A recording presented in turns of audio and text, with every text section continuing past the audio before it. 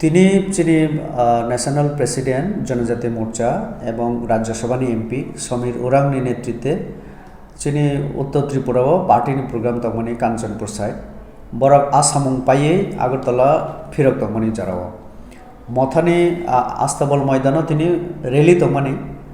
রেলিनि থাংনাই এবং যে বড়মোরা গানাও যেখানে ওএনজিসিनि কাইसा